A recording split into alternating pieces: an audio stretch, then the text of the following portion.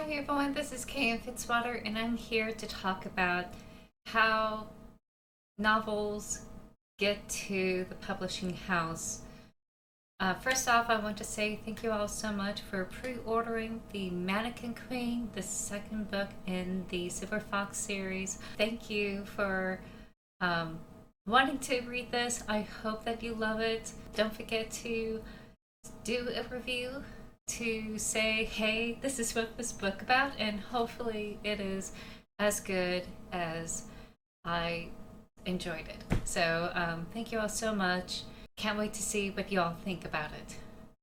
So this topic came to me from people coming in to my Twitch channel for the past few months, asking about the industry in general, how to get there, how to get in, what the process is in general. So this is a overall how things happen, and then I'm going to break things down into more details. So storytelling is a little bit different from just writing. Writing is very broad. It goes beyond just novelization. It can be like business writing. It can be just magazine articles, putting in captions for others.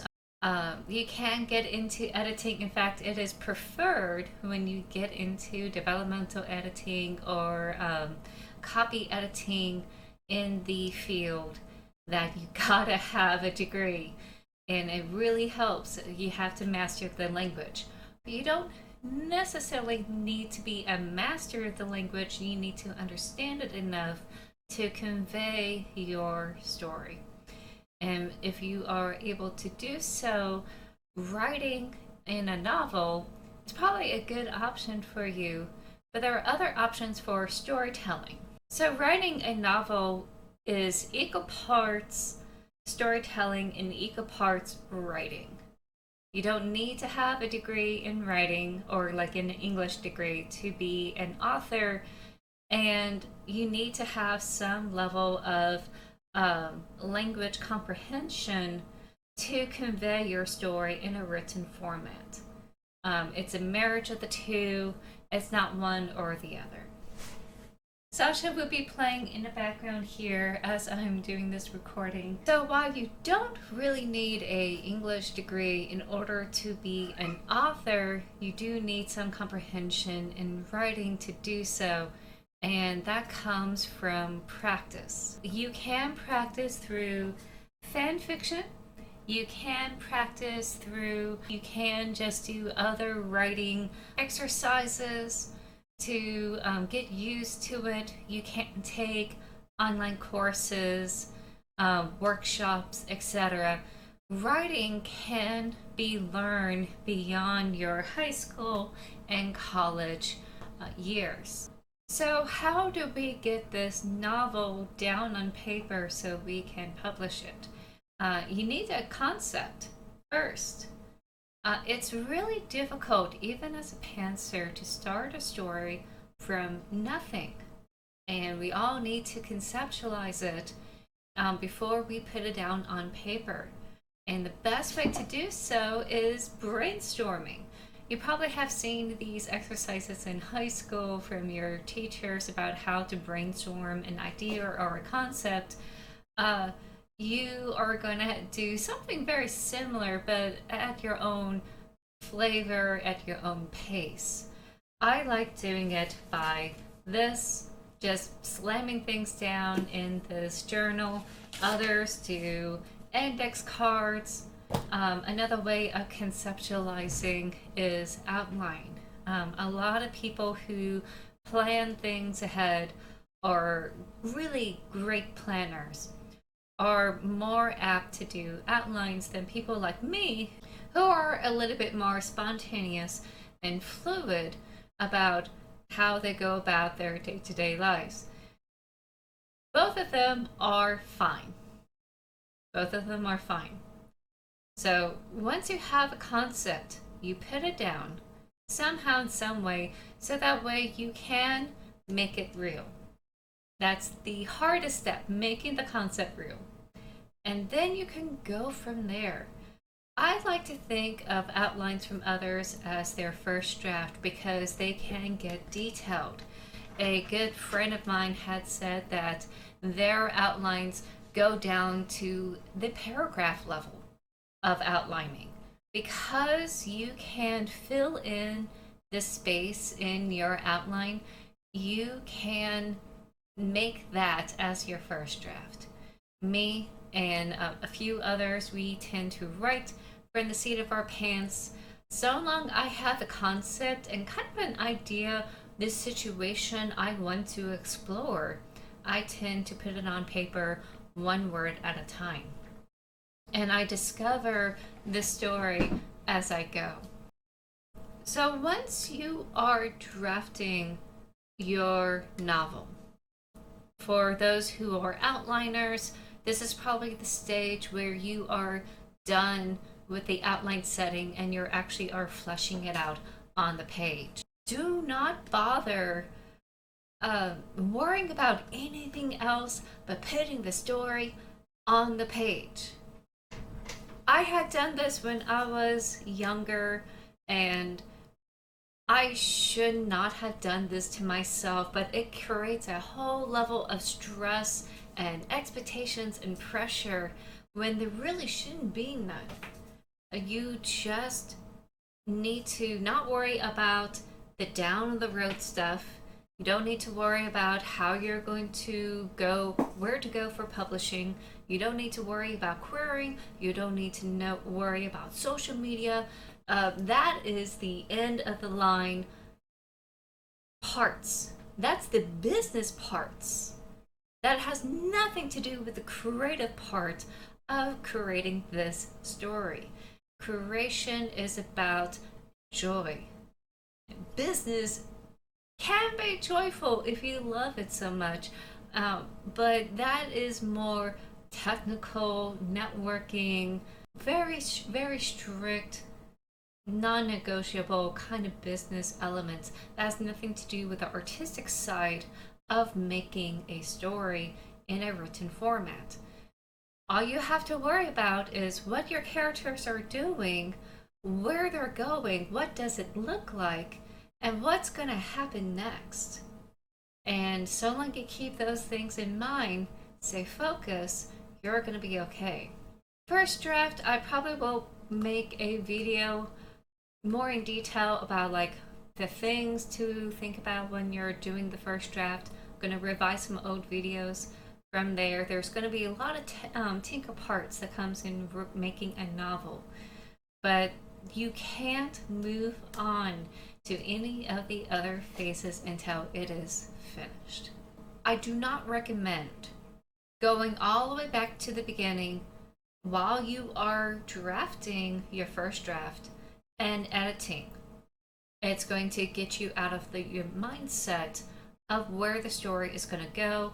It's going to make you be self-critical, undermine your artistic creativity. You don't want that. And you should not let yourself do that. That's a level of self-harm and self-sabotage. You need to nip that in the bud. Don't do that. But if you're coming in cold in between phases of drafting, it's okay to go back a few pages, 3 to 5 pages, read what you have written without any extension editing, and just get into the groove of where the story is taking off. You could look at your outline notes, and then start getting into your writing phase. Revision is a framework for a series of edits. Edits is just revising or reconstructing or fixing things in a novel. And there are different types of edits in your revision. Revision is a phase that you go through while you do a series of edits. In order to get from the first draft to the revision, one, it needs to be finished. But once it's done, the hardest part is taking a break. You need anywhere between 1 week to 4 weeks, maybe more, of not doing anything with that novel once it's finished. This is to help you be objective. That way, you are not thinking yourself you're amazing, you're a goddess, you're a god, you're awesome, it's perfect. You don't want to be that close. You want to have some time spent where you can look at this and go, okay, there's some mistakes here. I have to fix it. Those fixes that you see is not against your character as a person, but just simply that it needs translation to something that it's able to better convey the story at hand. Oh, goodness.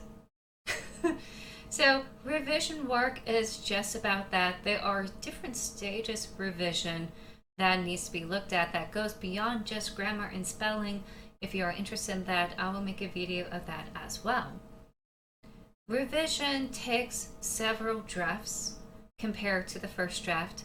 You may have anywhere 3 to 5 revisions that requires you to go over it multiple times. Eventually, you get to a point where you can't see the trees in the forest anymore. Everything's all kind of blurring together, and you're having a hard time separating yourself from those work. You can opt to take another break, go back at it again, no different than you did with the first draft, or get into some feedback. Now, there is beta reading. That's a really good feedback if you're getting started.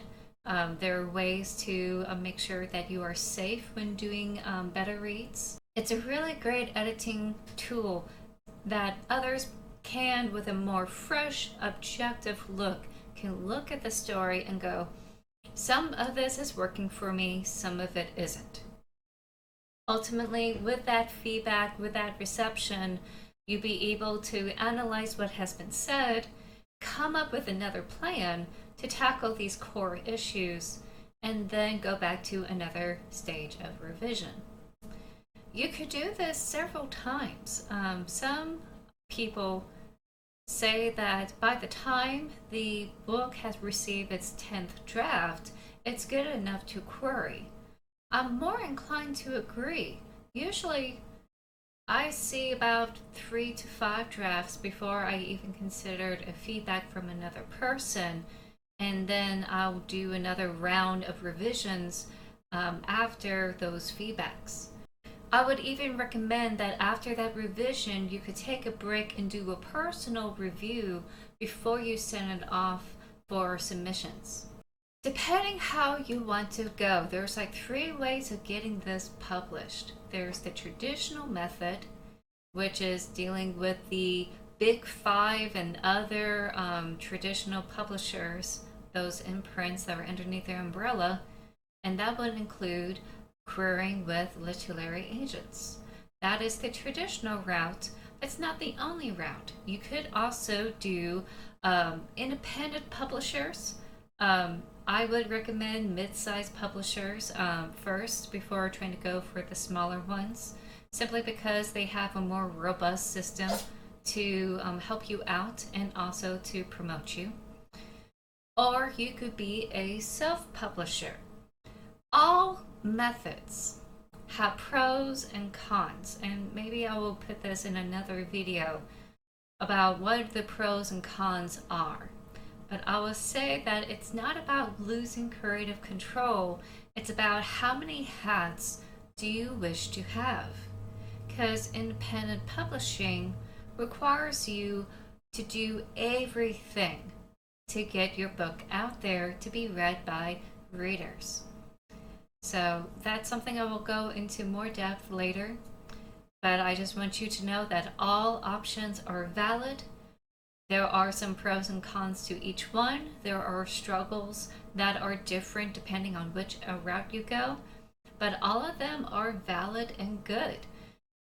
It really just depends which way you want to go and how much work you want to do when you get into this. Within the publishing route, ultimately, after submission and the trials and errors of getting it accepted. Or if you're an independent, getting a independent freelance developmental editor, you get into the developmental stage. This is usually a repeat of your revision, but you have more people involved in dictating feedback. They will look at your work from a more academic and also marketable level to see what is working, what is not working from a reader's perspective. And because they are in the mix of things, they have a lot of stories underneath their belt. They're probably a lot more critical than most others would be. Critical in the sense of professionalism, not critical as in being mean. Trust me, you don't want a development editor just being mean to you and just not understanding your vision. You want someone who gets what you're coming from, but be able to help bring it forth better. That's the key. They are going to look at the structure itself, the bones of the story. They're going to look at the character development and its arc. And they're going to let you know which one is sagging, which one is a little bit too fast. And they're going to let you know, hey, you may want to adjust some things. Nothing wrong there, but this back and forth is supposed to be a mutual back and forth and a professional one where you and them have a dialogue. There's no losing creativity in this. It's just communication. Of course, there have been bad stories about editors thinking about the marketability of this story, not really about the heart of the story. That's where your lit agents do come in to try to advocate for you and be your third-party spokesperson when things get rough. When you go the independent route, you don't really have that. So you're going to have to be sure to advocate for yourself and also advocate your story when things kind of go a different turn. That being said, it should not be a loss of creative choice. And I don't want anyone to hear or say that. That's been the usual gimmick that has been said from all independents. You're not losing it. You're communicating, you're in dialogue. That being said, after the developmental stage, you get into the copyright stage. This is where, once again, you're in dialogue with a different editor that's going to go through your diction, your phrases, your grammar, the logic of what's being described here, and you and them are going to pick and choose which way to go, how things are capitalized. Is this the right way or the wrong way? And again, it's a dialogue and it should be back and forth.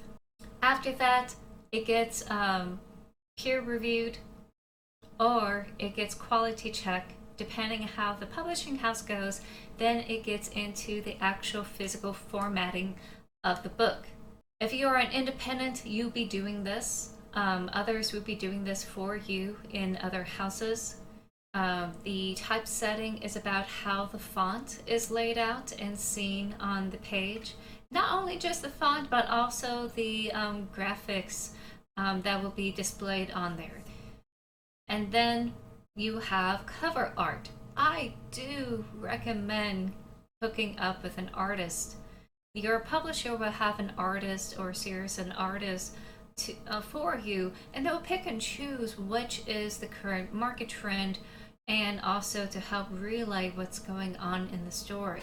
You can have feedback with your cover artist if the publisher allows you to. I let them know, hey, let's change the color palette where you can inject some blue in here so that way it doesn't look like a copy and paste of the original novel, which has more of a orangey black look to it. And that color blue becomes very important in the very middle of this book. So that injection of the color here with this cover became very useful. And it could be any color blue, but the palette they chose lends itself to the vibes of this, which is more mysterious, dark, mystical. exotic, etc. So it really does lend itself to the story. They kind of know what they're doing. Since this is second in the series, they continue on the typography from the first, so that way there's some uniformity.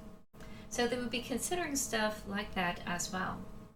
Feedback, information that can vary from house to house. I'm very fortunate I'm able to do it with this one through this independent house.